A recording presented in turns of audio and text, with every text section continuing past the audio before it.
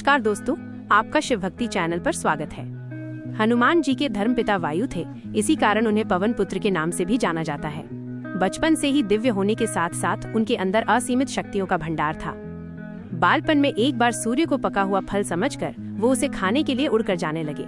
उसी समय इंद्र ने उन्हें रोकने के प्रयास में वज्र से प्रहार कर दिया। वज्र के प्रहार के कारण बालक हनुमान की ठुड्डी टूट गई और वे मूर्छित होकर धरती पर गिर गए। इस घटना से कुपित होकर पवन देव ने संसार भर में वायु के प्रभाव को रोक दिया, जिसके कारण सभी प्राणियों में हाहाकार मच गया।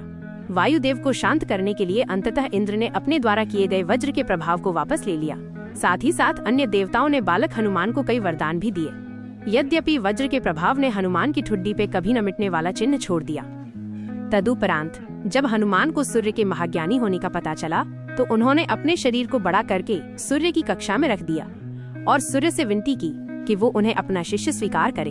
मगर सूर्य ने उनका अनुरोध ये कहकर अस्वीकार कर दिया कि चूंकि वो अपने कर्म स्वरूप सदैव अपने रथ पे भ्रमण करते रहते हैं, अतः हनुमान प्रभावपूर्ण तरीके से शिक्षा ग्रहण नहीं कर पाएंगे। सूर्य देव की बातों से विचलित हुए बिना हनुमान ने अपने शरीर को और बड़ा करके अपने एक पैर को पूर्वी छोर पे और दूसरे पैर को पश्चिमी छोर पे रखकर पुनः सूर्य देव से विनती की और अंततः हनुमान के सतात्य दृढ़ता से प्रसन्न होकर सूर्य ने उन्हें अपना शिष्य स्वीकार कर लिया।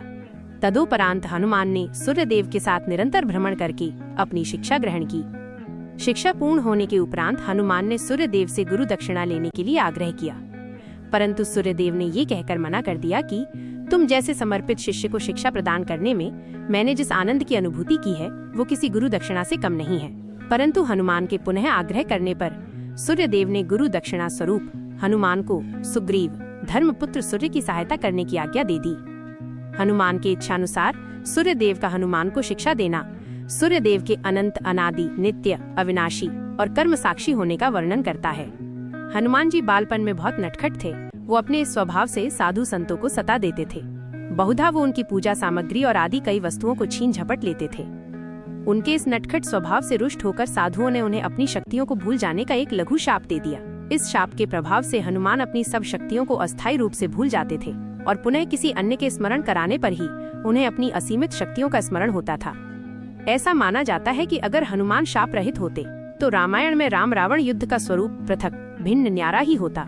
कदाचित वो स्वयं ही रावण सहित संपूर्ण लंका को समाप्त कर देते। अगर ये वीडियो आपको अच्छी लगी हो तो लाइक, शेयर और सब्सक्राइब करें।